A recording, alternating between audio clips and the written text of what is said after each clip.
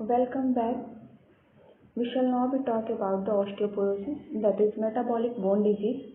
So let us now study about the osteoporosis. In this lecture, we cover all osteoporosis definition, etiology, then clinical features, and then investigation, and lastly treatments. Okay. Definition of the osteoporosis. Osteoporosis is the most commonest metabolic bone disease. Osteoporosis weakening of bone. Osteoporosis में क्या होता है, bone का weakness होता है by reduction of the bone density. Bone density के reduction होने की वजह से बोन का वीकनेस हो जाता है. और बोन डेंसिटी रिडक्शन क्यों होता है, due to bone mass decrease होने की वजह से. बोन मास में डिक्रीज होता है तो बोन डेंसिटी रिडक्शन होता है, उसके वजह से बोन वीक हो जाता है. Okay. The rate of bone formation, जो रेट ऑफ बोन फॉर्मेशन होता है वो लो हो जाता है और रेट ऑफ बोन डिजॉर्प्शन होता है वो इंक्रीज हो जाता है. तो वो वही बोल रहा है, rate of bone resorption increase then rate of bone formation. Osteoclast की जो एक्टिविटी होती है, ऑस्टियोक्लास्ट वो ज़्यादा होने लगता है ऑस्टियोब्लास्ट से. ऑस्टियोक्लास्ट मतलब बोन डिजॉर्प्शन एंड ऑस्टियोब्लास्ट मतलब बोन फॉर्मेशन. ओके. ऑस्टियोक्लास्ट बोलते हैं bone resorption and osteoblast bone formation. Osteoblast bone formation. In osteoporosis all the constitution of bone are decrease होता है. जितने भी कॉन्स्टिट्यूशन होते हैं बोन के वो डिक्रीज होते हैं इन एक प्रोपोर्शन मैनर में. ओके. जैसे कैल्शियम हो गया और फॉस्फेट हो गया, ये सब लो हो जाते हैं एक प्रोपोर्शन मैनर में. ओके. हम नेक्स्ट पॉइंट देखेंगे, कॉज. इटियोलॉजी. इटियोलॉजी को हम कॉज बोलते हैं. इटियोलॉजी को ही कॉज भी बोलते हैं. क्लियर है. इटियोलॉजी को हम कॉज भी बोलते हैं. The most common cause of the osteoporosis is ageing process and post menopausal woman. Most common जो कॉज होता है ऑस्टियोपोरोसिस का वो एजिंग प्रोसेस, ओल्ड एज में. सेनिलिटी मतलब ओल्ड एज. ओल्ड एज में सबसे मोस्ट कॉमन, जैसे एज बढ़ने लगता है, अप्रॉक्स 65 ईयर्स हो गया या फिर 70 ईयर्स एज होने लगता है, तो उसमें ऑस्टियोपोरोसिस उसको डेवलप होता है. And post menopausal woman, menstruation के बाद, मेंस्ट्रुएशन जब खत्म हो जाता है, स्टॉप जाता है, उसके बाद हम पोस्ट मेनोपॉजल बोलते हैं. उस फीमेल में, उस वुमेन में ऑस्टियोपोरोसिस मोर कॉमन होता है. क्लियर है. एंड हम अदर कॉज देखेंगे. अदर कॉज में सबसे पहले हमारा डाइट. डाइट में ऐसा क्या है जो कि ऑस्टियोपोरोसिस कॉज करता है. डाइट में सबसे फर्स्ट है calcium and vitamin C in low in diet. Calcium और विटामिन सी अगर लो हो जाता है हमारे डाइट में तो ऑस्टियोपोरोसिस होने का चांसेस होता है. ये भी कॉज होता है ऑस्टियोपोरोसिस का. और प्रोटीन डिफिशियंसी, अगर प्रोटीन डिफिशियंसी हो गया. प्रोटीन डिफिशियंसी कैसे, अगर हम इनएडिक्वेट इंटेक, अगर हम प्रोटीन कम लेते हैं, खासकर कोई जब इल हो, बीमार हो या फिर ओल्ड एज पेशेंट हो, तो वो ओल्ड एज पेशेंट प्रोटीन अगर कम ले रहा है, इलनेस के वजह से बीमार हो गया है, इसके वजह से अगर प्रोटीन कम ले रहा है तो प्रोटीन की डिफिशियंसी हो सकती है. माल न्यूट्रिशन में माल एब्जॉर्प्शन हो गया, तो अगर एक्सेस प्रोटीन अगर एक्सेस लॉस हो गया होगा, तो जैसे 3rd डिग्री बर्न में हमारा प्रोटीन बहुत ज़्यादा लॉस होता है. CRF मतलब chronic renal failure. Chronic renal failure में भी प्रोटीन ज़्यादा लॉस होता है. ओके. Chronic renal failure. अगर और भी कॉज है डाइट में, अगर हम हाई सॉल्ट इंटेक करते हैं तो भी ऑस्टियोपोरोसिस, तो भी कॉज होता है ऑस्टियोपोरोसिस का. ओके. Chronic renal failure. ठीक है. और डाइट में इतना. और नेक्स्ट है क्रॉनिक एल्कोहलिज्म. सबसे फर्स्ट हमारा मोस्ट कॉमन कॉज क्या था, ageing process. And second post menopausal woman. Second में हमारा अदर कॉज में हमारा क्या आता है, सबसे पहले डाइट में कैल्शियम एंड विटामिन, अगर विटामिन सी लो हो जाता है डाइट में तो प्रोटीन की डिफिशियंसी होती है उसकी वजह से. और फिर उसके बाद नेक्स्ट है क्रॉनिक एल्कोहलिज्म. जो एल्कोहल एब्यूज पेशेंट जो होते हैं, एल्कोहल एब्यूज करते हैं जो पीपल बहुत दिन से, तो उनको भी वो भी कॉज कर सकता है ऑस्टियोपोरोसिस. ओके. इंडोक्राइनल डिसऑर्डर. इंडोक्राइनल डिसऑर्डर में हमारा कुशिंग सिंड्रोम, इंडोक्राइनल डिसऑर्डर में कुशिंग सिंड्रोम हो सकता है. हाइपरथायरॉयड स्टेट, अगर थायराइड का लेवल बढ़ जाता है तो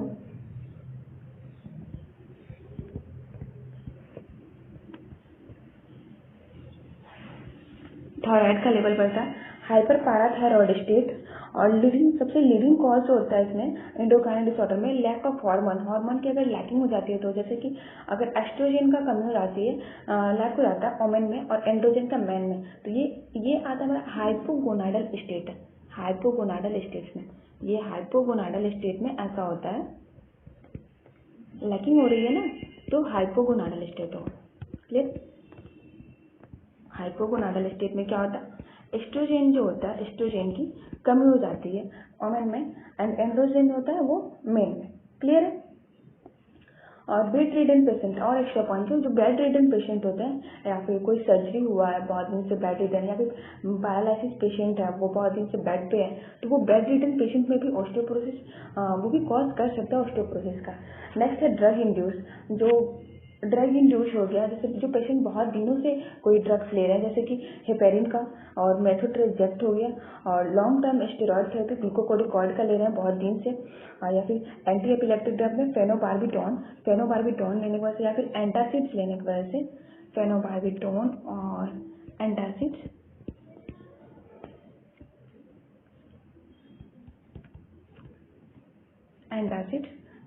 लेने की वजह से ये फेनोबार्बिटॉन जो एंटी एपिलेप्टिक ड्रग है। Okay, clear? और तो ये ज़्यादा दिन से अगर कोई ड्रग ले रहा है तो वो कॉज कर सकता है ऑस्टियोपोरोसिस का। नेक्स्ट हमारा क्रॉनिक इलनेस में रेमेटॉइड आर्थराइटिस भी कॉज करता है ऑस्टियोपोरोसिस। सिरोसिस, लिवर सिरोसिस हो चुका है उससे भी हो सकता है ऑस्टियोपोरोसिस, क्योंकि वहाँ पे बोन का जो हमारा एक्टिविटी है, बोन डिजॉर्प्शन, बोन फॉर्मेशन, उसमें चेंजेस आ सकते हैं, उसकी वजह से हो सकता है। सार्कोइडोसिस हो गया या फिर रेनल ट्यूबुलर एसिडोसिस हो गया। क्लियर? हमारा रिस्क फैक्टर क्या है ऑस्टियोपोरोसिस होने का? सबसे मेन रिस्क फैक्टर क्या क्या है? सबसे पहले, अगर ओमेन का एज जो 65 ईयर्स से अगर ज़्यादा होता है तो उससे ऑस्टियोपोरोसिस होने के चांसेस रहते हैं। ओके, अगर मेन का और 65 ईयर्स में, अगर जिनका एज ज़्यादा होता है 65 ईयर्स से उम्र में, तो उनमें कॉज हो सकता है कि ऑस्टियोपोरोसिस हो सके। और मेन में अगर वही सैनिलेटेड, मेन में 70 ईयर्स अगर एज होता है पेशेंट का, 70 ईयर्स से ज़्यादा एज होता है तो कॉज हो सकता है ऑस्टियोपोरोसिस का। एंड पोस्ट मेनोपॉजल वुमेन में हमारा 50 to 69 ईयर्स के एज के साथ में अगर है पेशेंट, और साथ में क्या होता है, रिस्क फैक्टर रहता है फ्रैक्चर होने का, जैसे नेक ऑफ फीमर का fracture, distal radius fracture, Collins fracture. Most common जो है एसोसिएटेड होता है इटियोलॉजी के साथ, वो हमारा कॉलिस फ्रैक्चर होता है ऑस्टियोपोरोसिस। कॉलिस फ्रैक्चर और fracture of neck of femur, ये सबसे मोस्ट कॉमन है जो कि ऑस्टियोपोरोसिस होने के बाद पे फ्रैक्चर हो सकता है। ओके, क्या है फ्रैक्चर में most common? Collins fracture and neck of femur, fracture of neck of femur.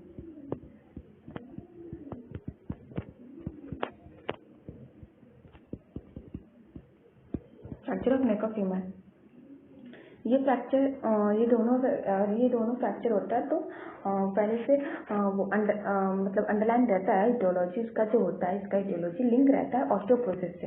Okay, तो वही बोल रहा है पोस्ट मेनोपॉजल वुमन में 50 to 69 ईयर्स के साथ साथ रिस्क फैक्टर रहता है फ्रैक्चर का। फ्रैक्चर में रिस्क फैक्टर सबसे यही दो फ्रैक्चर का हो सकता है, कॉलिस फ्रैक्चर का और fracture of neck of femur का। देन हम क्लिनिकल फीचर्स देखते हैं। क्लिनिकल फीचर्स में क्या होता है हमारा? क्लिनिकल फीचर में हम दो चीज़ देखते हैं, साइन और सिम्टम। सिम्टम वो होता है जो पेशेंट आता है और खुद से बताता है कि डॉक्टर मुझे ये हो गया, मुझे बैक पेन हो रहा है, मुझे ये दिक्कतें आ रही हैं, तो वो हमारा सिम्टम होता है। और शाइन क्या होता है? जो पेशेंट जब आता है और डॉक्टर ऑब्जर्व करता है उसे हम शाइन बोलते हैं। ओके, तो मोस्ट कॉमन सिम्टम जो होता है ऑस्टियोपोरोसिस का वो हमारा बैक पेन होता है। सबसे मोस्ट कॉमन सिम्टम क्या होता है? ये करेक्टरिस्टिक फीचर है ऑस्टियोपोरोसिस का सबसे मोस्ट कॉमन सिम्टम हमारा बैक पेन होता है। बैक पेन में किस रीजन में होगा? वो थोरेसिक रीजन में सबसे मोस्ट कॉमन साइट होता है पेन का, या फिर ऑस्टियोपोरोसिस का भी थोरेसिक रीजन और लंबर रीजन। थोरेसिक रीजन में मिडिल और लो, थोरेसिक रीजन में मिडिल और लो में, जैसे लो में T12 T11, ओके, और मिडल में T5 T6 T7, ठीक है। तो ये थोरेसिक, और लो लंबर में L5 L4 लो लंबर रीजन में, क्लियर है। और इसके अलावा भी मोस्ट कॉमन साइट होता है फ्रैक्चर का हमारा, वही जो मैंने पहले बताया, कॉलेज फ्रैक्चर और neck of femoral fracture, okay, clear है। तो ये हमारा सबसे मोस्ट कॉमन सिम्टम होता है। और ईयरली सिम्टम में क्या होगा? पेशेंट पहले एक्यूट पेन कंप्लेन करता है, वही थोरेसिक और लंबर रीजन में, क्लियर। साइन क्या होता है? साइन में है कि slight loss of vertebral height, vertebra का जो हाइट होता है वो थोड़ा कम हो जाता है, क्या? क्योंकि कंप्रेशन आता है, हमारा जो एंटीरियर वर्टिब्रा है उसका कंप्रेशन होने की वजह से उसमें क्या होता है कि वर्टिब्रल का हाइट जो होता है वो कम हो जाता है, ठीक है। और काइफोसिस बढ़ जाता है, काइफोसिस इंक्रीज रहता है, ठीक है। काइफोसिस जो हमारा होता है वो इंक्रीज रहता है। ये भी क्यों होता है? एंटीरियर वर्टिब्रल जो है उसके कंप्रेशन होने की वजह से ये भी ऐसा हो जाता है, ठीक है। ये दो साइन देखने को हमको मिलता है, ठीक है। अब हम इन्वेस्टिगेशन देखेंगे। इन्वेस्टिगेशन में सबसे फर्स्ट इन्वेस्टिगेशन, सबसे मोस्ट मतलब कैरेक्टरिस्टिक इन्वेस्टिगेशन ऑस्टियोपोरोसिस का जो होता है वो एक्सरे होता है। एक्सरे में हमें कुछ फीचर्स देखने को मिलते हैं। सबसे फर्स्ट फीचर क्या है? उसमें वर्टिब्रल हाइट थोड़ा कम दिखिएगा, लॉस ऑफ वर्टिब्रल हाइट, क्यों? कंप्रेशन की वजह से, ड्यू टू कंप्रेशन की वजह से, या फिर कोलैप्स हो गया है वर्टिब्रा, एक दूसरे में कोलैप्स हो गया है, उसके वजह से वर्टिब्रल हाइट थोड़ा सा लॉस रहता है, ओके। नेक्स्ट है cord-fees spine appearance. Cord-fees spine appearance में क्या होता है कि जो हमारा वर्टिब्रा होता है, वर्टिब्रा वो बाइकॉन्केव सेंट्रल कंप्रेशन होता है, बाइकॉन्केव कंप्रेशन होता है। मैं बीच में दिखाती हूँ, बाइकॉन्केव कंप्रेशन होता है कॉर्ड-फीस स्पाइन अपीयरेंस। जैसे हमारा ये वर्टिब्रा हुआ, ठीक है, तो बाइकॉन्केव कहने का सेंस ये ऐसे बाइकॉन्केव हो जाता है, वर्टिब्रा का दोनों साइड बाइकॉन्केव हो जाता है। इसे हम बोलते हैं, इसे कॉर्ड-फीस अपीयरेंस। यही एक्सरे में हमको दिखता है, ये फिश के कॉर्ड की तरह इसका अपीयरेंस दिखेगा। एक्सरे जब हम करेंगे तो वर्टिब्रल बॉडी जो होगा वो फिश के कॉर्ड जो होता है उसके जैसे ये, इसके जैसे अपीयरेंस ये दिखने को मिलता है। बाइकॉन्केव सेंट्रल कंप्रेशन आता है, दोनों तरफ से ये बाइकॉन्केव सेंट्रल कंप्रेशन हो गया था वर्टिब्रा का, ओके, ये देखने को मिलता है। और नेक्स्ट क्या देखने को मिलता है? Ground glass appearance of the bone like pelvis. Ground glass appearance होता है बोन का लाइक पेल्विस में देखने को कैसे मिलता है? साइन इंडेक्स होता है, साइन इंडेक्स में देखने को मिलेगा। साइन इंडेक्स में 6 ग्रेड होते हैं जो कि बेस्ड होता है trabecular pattern of femoral neck ट्रेबेकुले पे, ये बेस्ट होता है, ओके। इसमें नॉर्मली 6 ग्रेड होते हैं, जिसमें क्या होता है ट्रेबेकुले, दो तरह का ट्रेबेकुले होता है, प्राइमरी टेंसाइल और कॉम्प्रेसिव ट्रेबेकुले। उसका ब्रेक हो जाता है, मतलब ग्रेड 3 में जाते जाते, तो ये 6 ग्रेड होते हैं, वो देखने को मिलता है साइन इंडेक्स में, ओके। नेक्स्ट इन्वेस्टिगेशन क्या होता है? Serum minerals. Serum minerals normal रहता है, जैसे सीरम कैल्शियम हो गया, सीरम फॉस्फेट हो गया, वो नॉर्मल देखने को मिलेगा। और जो अल्कलाइन फॉस्फेट होगा वो भी नॉर्मल रहेगा। बट टोटल प्लाज्मा प्रोटीन और प्लाज्मा एल्बुमिन ये तीनों नॉर्मल रहता है, और टोटल प्लाज्मा प्रोटीन और प्लाज्मा एल्बुमिन जो है वो लो रहेगा। अगर हम बायोकेमिस्ट्री करते हैं, ब्लड टेस्ट करेंगे तो उसमें हमको देखने को मिलेगा कि serum calcium phosphate alkaline phosphate जो होगा वो नॉर्मल रहेगा, और प्लाज्मा प्रोटीन और प्लाज्मा एल्बुमिन जो है वो लो रहता है, ओके। नेक्स्ट हमारा डेंसिटोमेट्री। डेंसिटोमेट्री क्या होता है? ये एक्सरे बेस्ड होता है। दो तरह का डेंसिटोमेट्री होता है, एक वो यूएस बेस्ड होता है और एक एक्सरे बेस्ड होता है, मतलब अल्ट्रासाउंड बेस्ड होता है, एक्सरे बेस्ड। तो हम इसे हम एक्सरे बेस्ड करते हैं। एक्सरे बेस्ड में डेक्सा स्कैन आता है। डेक्सा स्कैन का फुल फॉर्म क्या होता है? Dual energy X-ray absorptiometry. Dual energy X-ray absorptiometry इसका फुल फॉर्म होता है। इसमें क्या होता है कि ये जो होता है एब्जॉर्प्शन होता है फोटोन का, ताकि हम बोन कैल्शियम को फोटोन का एब्जॉर्प्शन के द्वारा हम बोन कैल्शियम को मेजर कर सके इसमें, इसलिए हम डेक्सा स्कैन करते हैं। ये गोल्ड स्टैंडर्ड टेस्ट है क्वांटिफिकेशन ऑफ बोन मास के क्वांटिफिकेशन के लिए गोल्ड स्टैंडर्ड टेस्ट होता है। डेक्सा स्कैन दो होता है जो हमारा हमेशा याद रखना है, दो जो गोल्ड स्टैंडर्ड टेस्ट होता है वो है हमारा डेक्सा स्कैन और एक टी स्कोर। टी स्कोर जो होता है वो 2.5 से लो हो जाता है, बिलो जाता है। नॉर्मल स्टैंडर्ड टी स्कोर क्या होता है? 2.5, और 2.5 से जो भी बिलो होता है तो देन ऑस्टियोपोरोसिस है। वो दोनों फीमेल हो या फिर मेल हो, दोनों हेल्दी फीमेल और मेल दोनों में अगर 2.5 से टी स्कोर बिलो रहता है तो वो ऑस्टियोपोरोसिस डायग्नोस होता है। ओके, और डेक्सा स्कैन में क्या है? एब्जॉर्प्शन होता है फोटोन का और उससे हम बोन कैल्शियम को मेजर करते हैं, और ये एक्सरे बेस्ड होता है। ये दोनों लिख लो यहाँ, दोनों गोल्ड स्टैंडर्ड टेस्ट है। गोल्ड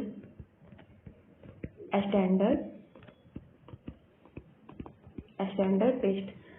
इसमें क्या करते हैं?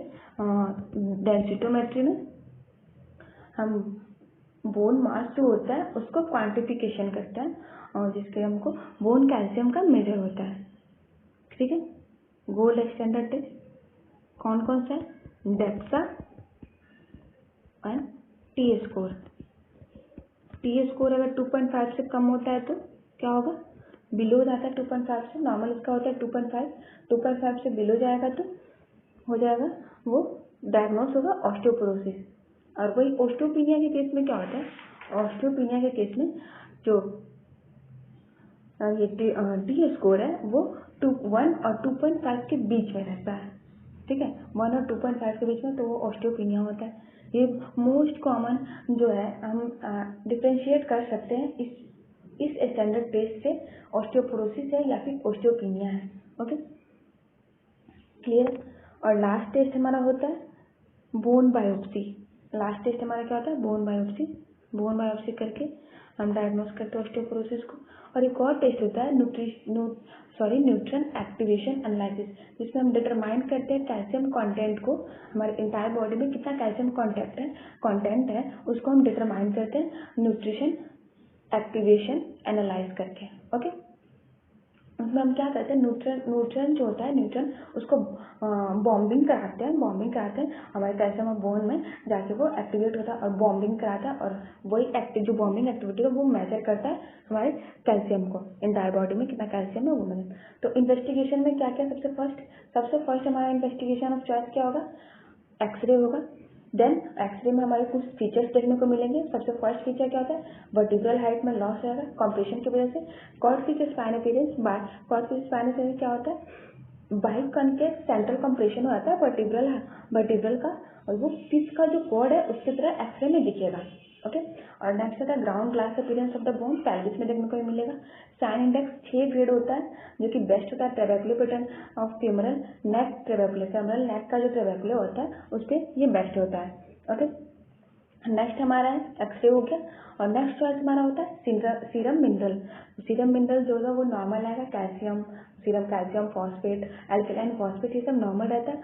और टोटल प्लाज्मा प्रोटीन और प्लाज्मा एल्बुमिन जो होगा वो हमारा लो रहेगा। टोटल प्लाज्मा प्रोटीन वो एल्बुमिन, ये बहुत ही मोस्ट डिफ्रेंशिएट करने के लिए, ऑस्टियो अगर मलेशिया है और रिकेट्स है तो उसे डिफ्रेंशिएट करने के लिए ये यूजफुल होता है।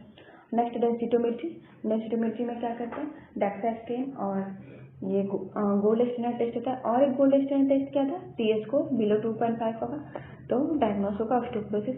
नेक्स्ट हमारा बोन बायोप्सी। ओके, नेक्स्ट में हम देखते हैं ट्रीटमेंट। ऑस्टियोपोरोसिस का ट्रीटमेंट, आखिर क्या क्या ट्रीटमेंट होता है, क्लियर? तो मेन एम हमारा ट्रीटमेंट का होता क्या है कि हम मेन प्रिंसिपल हमारा ये होता है कि हम पेन को एलिवेट करें, पेन को एलिवेशन करें, एलिवेशन नहीं एलिवेशन। ओके, और प्रिवेंशन ऑफ फ्रैक्चर। फ्रैक्चर अगर होने के चांसेस है तो उसको हम प्रिवेंट करें, दो चीज़ करते हैं, ठीक है। तो सबसे पहले हमारे जनरल मैनेजमेंट में हम क्या क्या पेशेंट को एडवाइस करते हैं, तो वो हाई प्रोटीन और रिच कैल्शियम ले अपने डाइट में, और जब उसे ज़रूरत लगे कि उसे पेन हो रहा है तो वो जाके रेस्ट करे, जब जब उसे ज़रूरत लगे वो रेस्ट ले, ज़्यादा वर्क ना करे, रेस्ट ले, जब रेस्ट लेने की उसे ऐसा हो रहा है तो उसे रेस्ट लेना चाहिए। नेक्स्ट में हम स्टॉप स्मोकिंग उसे एडवाइस देंगे कि वो स्मोकिंग को रोके और स्मोकिंग ना करे। और नेक्स्ट होता है जो अल्कोहल एब्यूज़ होते हैं, वो अल्कोहल इंटेक ज़्यादा करते हैं, उन्हें हम बोलेंगे कि धीरे धीरे अवॉइड करो, विड्रॉल करो अल्कोहल इंटेक। और आज मॉडर्न डे में क्या होता है, स्ट्रेस लेने की वजह से भी हमारा इफेक्ट आता है, तो स्ट्रेस बोलेंगे, स्ट्रेस कम करने को, ओके। और क्या एडवाइस देंगे, एक्सरसाइज मोस्ट इम्पोर्टेंट होता है, जो एक्सरसाइज करना, जैसे हम वॉकिंग करें या फिर कोई लाइट एरोबिक एक्सरसाइजेस कर रहे हैं, या wall arc, back bending, wall sliding, ये सब पोस्चरल एक्सरसाइज है। ये जो वॉल आर्क हो गया, बैक बेंडिंग हो गया, ये हमारा पोस्चरल एक्सरसाइज है। पोस्चरल एक्सरसाइज में क्या क्या, वॉल आर्क हो गया, बैक बेंडिंग हो गया, और वॉल स्लाइडिंग, वॉल से स्लाइड करे, वॉल आर्क करे, बैक बेंड करे, तो ये सबसे हमारा बोन फॉर्मेशन होता है ना, वो उसमें स्टिमुलस जो होता है वो एक्टिवेट होता है। और वॉकिंग हो गया, लाइट एरोबिक एक्सरसाइजेस, और वेट बेयरिंग, जो जितने भी वेट बेयरिंग जो होंगे एक्सरसाइजेस, वो मेजर होता है stimulus to bone formation, major stimulus है बोन फॉर्मेशन के लिए, और इंक्रीज करता है कार्डियक एक्टिविटी, जैसे कि बेनिफिट होता है पेशेंट को, ओके। नेक्स्ट में ये हमारा जनरल मैनेजमेंट हो गया भाई। जो हाई और क्या आता है क्लिनिकल पिक्चर में कि हाई सॉल्ट इंटेक करता है पेशेंट, तो वो बोलेंगे कि सॉल्ट कम लेने को, लो सॉल्ट इंटेक करेगा, ओके।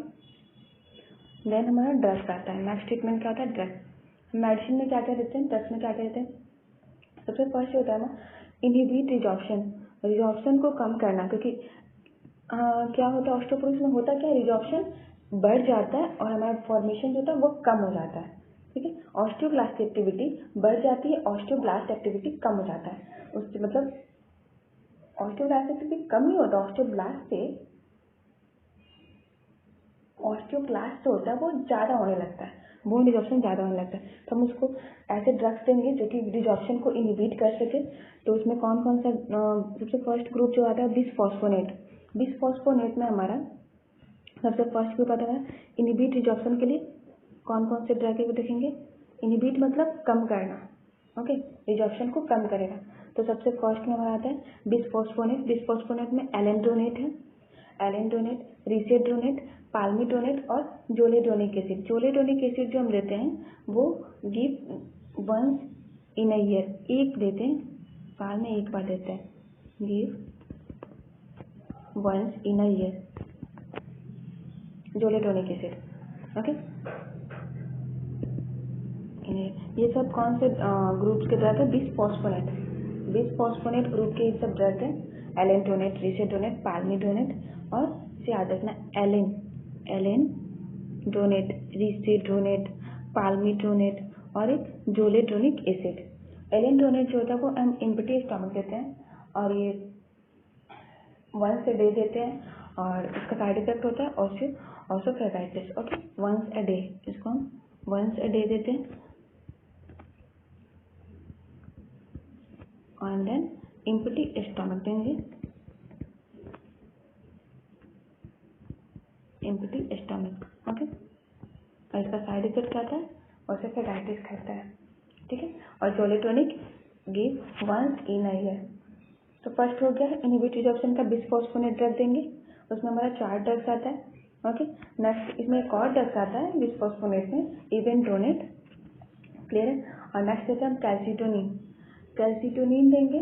और नेक्स्ट में हार्मोन रिप्लेसमेंट, कैल्सिटोनिन 2 फॉर्म में आता है, इंजेक्शन के फॉर्म में और नेजल स्प्रे के फॉर्म में आता है। इंजेक्शन के जो फॉर्म में आता है उसमें 50 to 100 IU डोज देते हैं, 50 to 100 IU पर डे देते हैं डोज, इंजेक्शन के फॉर्म में अगर देंगे तो। अगर नेजल स्प्रे के फॉर्म में अगर देते हैं तो 200 IU देते हैं इसका डोज, ओके। और ये जो ऑस्टियोक्लास्ट एक्टिविटी को ये इनहिबिट करता है, वही जो हम बता रहे हैं इनहिबिट रिजॉर्प्शन में कैल्सिटोनिन बहुत ही मेजर हेल्प करता है रिजॉर्प्शन को इनहिबिट करने में। ओके, और ये पेन को भी रिड्यूस करता है कैल्सिटोनिन। ठीक है, रिड्यूस पेन ऑस्टियोक्लास्ट एक्टिविटी तो करता ही है और पेन को भी रिड्यूस करता है। और इंजेक्शन के अगर फॉर्म में हम देते हैं, इंजेक्शन के फॉर्म में तो हमारा डोज होता है 50 to 100 IU, इंटरनेशनल यूनिट से बोलते हैं, पर डे। अगर नेजल स्प्रे के फॉर्म में देंगे तो 200 IU, 200 IU डोजेस देते हैं नेजल स्प्रे के फॉर्म में। ओके, और नेक्स्ट है hormone replacement therapy. Hormone replacement therapy में ये क्या करता है, ये भी बोन जो रिजॉर्प्शन है उसको इनहिबिट करता है। इसमें हम एस्ट्रोजन देते हैं, एस्ट्रोजन 0.625 mg डेली देते हैं, डेली इसका डोज 0.625 mg डेली देते हैं। ओके, नेक्स्ट में आता है हमारा SERM, selective estrogen receptor modulator. Selective इसका फुल फॉर्म क्या होता है, सेलेक्टिव एस्ट्रोजन रिसेप्टर मॉड्यूलेटर।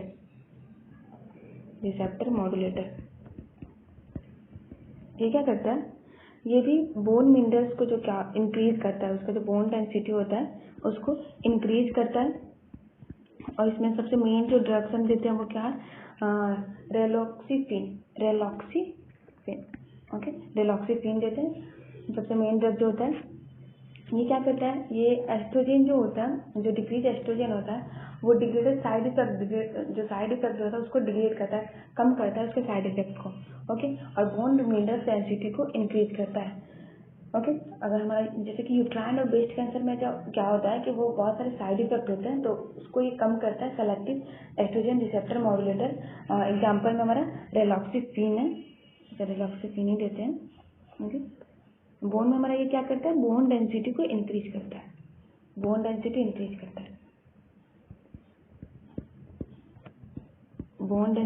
करेगा तो बोन रिजर्प्शन को कम करेगा, तभी तो बोन डेंसिटी भी इंक्रीज होगी। ओके, नेक्स्ट में हम देते हैं फ्लोराइड देते हैं। और ये कितने ड्रग्स हुए, एक बिसफॉस्फोनेट ग्रुप के, कैल्सिटोनिन, और हार्मोन रिप्लेसमेंट थेरेपी में एस्ट्रोजन देते हैं, और फिर SERM selective estrogen receptor modulator जिसमें रेलॉक्सीफिन देते हैं, और हम देते हैं लास्ट में फ्लोराइड। ये भी बोन रिजॉर्प्शन को कम करने में हेल्प करता है। ओके, स्लो करते हैं बोन रिजॉर्प्शन को। नेक्स्ट हमारा आता है प्रोमोट फॉर्मेशन, जो फॉर्मेशन को प्रोमोट करता है। फॉर्मेशन प्रोमोट मतलब ऑस्टियोब्लास्ट की एक्टिविटी को जो इंक्रीज करता है वो एक ही ड्रग है, टेरीपाराटाइड। ओके, टेरीपाराटाइड ये क्या आता है, ये synthetic analogue of the parathyroid hormone है। पायथायरॉयड हार्मोन का ये सिंथेटिक एनालॉग है। हम टेरीपाराटाइड यूज करते हैं, पेशेंट को देते हैं बोन के फॉर्मेशन को प्रमोट करने के लिए। नेक्स्ट में हमारा आता है कैल्शियम का डोज क्या होता है, हम देते हैं 1000 to 1500 mg पर डे 1000 से 1500 डोज देते हैं कैल्शियम का। क्योंकि पीछे हम देख रहे थे कॉज में कि कैल्शियम का जो कैल्शियम जो होता है वो डाइट में कम हो रहा था, तो हम कैल्शियम देते हैं 1000 to 1500 mg per day. Vitamin D देते हैं, विटामिन डी का डोज होता है 600 to 2800 IU per day, international per day 600 to 28 IU per day देते हैं। और विटामिन डी जो एनालॉग होता है उसका जो डोज होता है वो 0.25 mg ट्वाइस अ डे, एक दिन में 2 बार देते हैं, इसको हम BD बोलते हैं, ट्वाइस अ डे देते हैं 0.25 mg। ओके, डुअल एक्शन में हमारा जो डुअल एक्शन कहने का सेंस बोन डिजॉर्प्शन को भी कम करे और बोन फॉर्मेशन को भी बढ़ा दे, मतलब इंक्रीज कर दे, ऑस्टियोब्लास्टिक एक्टिविटी को भी कम करे, ऑस्टियोब्लास्ट एक्टिविटी को इंक्रीज करे। तो वो डुअल एक्शन में हमारा एक ड्रग है एस्ट्रोंटियम ड्रग्स है, जो कि दोनों एक्शन करता है, बोन रिजॉर्प्शन को भी स्लो करता है और बोन फॉर्मेशन को भी इंक्रीज करता है। Strontium ranelate, strontium ranelate most important dual action. ये आपके कॉम्पिटेटिव एग्जाम में भी पूछ सकता है कि डुअल एक्शन में कौन सा ऐसा ड्रग्स है जो डुअल एक्शन करता है, बोन रिजॉर्प्शन भी बढ़ाता है और बोन फॉर्मेशन को भी इंक्रीज करता है। बोन रिजॉर्प्शन स्लो करता है और बोन रिजॉर्प्शन को बोन फॉर्मेशन को इंक्रीज करता है। तो हमारा होता है स्ट्रोंटियम रेनिलेट। ओके, क्लियर है। और नेक्स्ट देते हैं डेनोसुमेब। डेनोसुमेब क्या होता है, ब्लॉक कर देता है रैंक लिगेंड्स को। और रिसेंट में 2 ड्रग्स हैं जो कि ऑस्टियोपोरोसिस के लिए न्यू ड्रग्स हैं रिसेंटली, रोमोसुजुमेब और एबेलोपाराटाइड। 2 ड्रग्स हैं, एबेलोपाराटाइड और रोमोसुजुमेब। जस्ट का ऐड हुआ है, रिसेंट ड्रग्स है। ओके, तो मैनेजमेंट क्लियर है। पहले जनरल मेजर होगा, उसमें जनरल मैनेजमेंट होगा, पेशेंट को एडवाइस देंगे क्या प्रोटीन कम लेना चाहिए, प्रोटीन हाई प्रोटीन लो और रिच कैल्शियम लो अपने डाइट में, जितना हो उतना रेस्ट लो और स्मोकिंग को अवॉइड करो, स्टॉप करो स्मोकिंग। अल्कोहल जो ले रहे हैं उसको विड्रॉल करो और स्लोली और अवॉइड करो। स्ट्रेस कम के लेना चाहिए, एक्सरसाइज के लिए एडवाइस करेंगे। और नेक्स्ट हम ड्रग्स देते हैं। फर्स्ट स्टेप देंगे रिजॉर्प्शन को इनहिबिट करने के लिए, उसमें हमारा बिस्फोस्फोनेट ग्रुप में एलेंटोनेट, रिशेड्रोनेट, पाल्मिटोनेट, जोलेटोनिक एसिड। जोलेटोनिक एसिड ये वंस इन अ ईयर और एलेंटोनिक एसिड वंस अ डे देंगे, एम्प्टी स्टमक देंगे। साइड इफेक्ट का था ऑसोफेगाइटिस। देन कैल्शियम देते हैं, कैल्सिटोनिन देते हैं। कैल्सिटोनिन रिड्यूस करेगा पेन को। इंजेक्शन के फॉर्म में 50 to 100 international unit per day देते हैं। नेजल स्प्रे के फॉर्म में 200 IU डोजेस देते हैं। और फिर उसके बाद से हम देते हैं हार्मोन रिप्लेसमेंट थेरेपी, जिसमें हम एस्ट्रोजन 0.625 mg डेली देते हैं। नेक्स्ट आता है SCRM, selective estrogen receptor modulator. इसका फुल फॉर्म याद रखना। इसमें एक ड्रग देते हैं, कौन सा ड्रग है, रिलॉक्सिफिन, जो कि बोन डेंसिटी को इंक्रीज करता है। फ्लोराइड भी हमारा बोन रिजॉर्प्शन को स्लो करता है। हम प्रोमोट फॉर्मेशन में कौन सा ड्रग देते हैं, टेरीपाराटाइड। ओके, टेरीपाराटाइड देते हैं। फिर आता है हम कैल्शियम देते हैं। कैल्शियम में 1000 to 1500 mg per day. Vitamin D 600 to 2800 IU per day देते हैं। विटामिन डी अगर एनालॉग देते हैं तो हम उसको 0.25 ट्वाइस अ डे, ठीक है। और डुअल एक्शन हमारा कौन सा ड्रग करता है, most important dual action strontium ranelate देते हैं और डेनोसुजुमेब जो कि ब्लॉक रैंक लिगेंड्स को ब्लॉक करता है। और रिसेंट में 2 ड्रग ऐड हुआ है ऑस्टियोपोरोसिस के लिए, रोमोसुजुमेब और एबेलोपाराटाइड। ओके, ट्रीटमेंट हो गया। ऑस्टियोपोरोसिस में हम क्या क्या देखें, डिफिनेशन ऑस्टियोपोरोसिस का, उसके बाद से इटोलॉजी देखे, इटोलॉजी को ही कॉज बोलते हैं। फिर क्लिनिकल फीचर्स देखे उसका। क्लिनिकल फीचर्स में sign and symptom, most common symptom होता है हमारा back pain, most common symptom back pain. और सबसे मोस्ट कॉमन साइड क्या होता है, thoracic and lower lumbar region, middle and low thoracic और lower lumbar region. After all इसके बाद हमारा फ्रैक्चर में सबसे मोस्ट कॉमन क्या होता है, कॉलिस फ्रैक्चर और fracture of neck of femur सबसे मोस्ट कॉमन होता है, ठीक है। और साइन में पेशेंट में क्या देखने को मिलता है, वर्टिब्रल हाइट लॉस हो गया था एंटेरियर वेस्ट कंप्रेशन की वजह से और साइकोसिस बढ़ा हुआ देखने को मिलेगा। रिस्क फैक्टर में पेशेंट अगर 65 ईयर्स से ज़्यादा होता है, अगर लेडीज पेशेंट वुमेन पेशेंट है और 55 ईयर्स ज़्यादा है तो उसमें रिस्क फैक्टर हो सकता है ऑस्टियोपोरोसिस का। मेंस में 70 ईयर्स से अबव होगा तो रिस्क फैक्टर हो सकता है ऑस्टियोपोरोसिस का। और पोस्ट मेनोपॉजल उम्र में 50 to 69 ईयर्स के, और साथ में उसमें रिस्क फैक्टर रहता है फ्रैक्चर का। ओके, कॉज में हम सबसे फर्स्ट देखें, मोस्ट कॉमन कॉज क्या होता है, ageing process, age related osteoporosis होता है। और सेकंड कॉज होता है post menopausal women. Okay, other cause में हमारा diet, chronic alcoholism. Then diet में हमारा 3 कैल्शियम और विटामिन सी लो रहेगा डाइट में, तो प्रोटीन डिफिशियंसी रहेगा। अगर हाई सॉल्ट इंटेक जो पेशेंट करते हैं, बेड रिडन पेशेंट होते हैं, उनमें हो सकता है क्रॉनिक एल्कोहलिज्म हो गया। इंडोक्राइन डिसऑर्डर में कुशिंग सिंड्रोम और हाइपरथायरॉयड स्टेट, हाइपर पाराथायरॉयड स्टेट और हाइपोगोनाडल स्टेट। हाइपोगोनाडल स्टेट में क्या होता है, लैक ऑफ हार्मोन आता है एस्ट्रोजन वोमेन में एंड एंड्रोजन मेन में। ओके, ठीक है, एस्ट्रोजन इन वोमेन और एंड्रोजन इन मेन में होता है। ड्रग इंड्यूस में एंटी एपिलेप्टिक ड्रग में हम फेनोबार्बिटोन देते हैं और लॉन्ग टर्म से steroid therapy, methotrexate, heparin. Chronic illness में हमारा rheumatoid arthritis, liver cirrhosis, sarcoidosis और रेनल ट्यूबुलर एसिडोसिस। क्लियर है, सारे कॉज है ये, सबसे मोस्ट कॉमन कॉज ये दो है, इसको हमेशा रिमेंबर इट, याद रखना है। सबसे मोस्ट कॉमन कॉज है हमारा ageing process post menopause. Clear है, और ऑस्टियोपोरोसिस का इंट्रोडक्शन ये, और सबसे मोस्ट कॉमन जो होता है हमारा ऑस्टियोपोरोसिस में ये वो मतलब ऑस्टियोक्लास्ट की एक्टिविटी इंक्रीज होने लगती है ऑस्टियोब्लास्ट एक्टिविटी से। क्लियर है, सो ऑस्टियोपोरोसिस कवर हुआ। Thank you so much, I hope you understand very easily in this topic.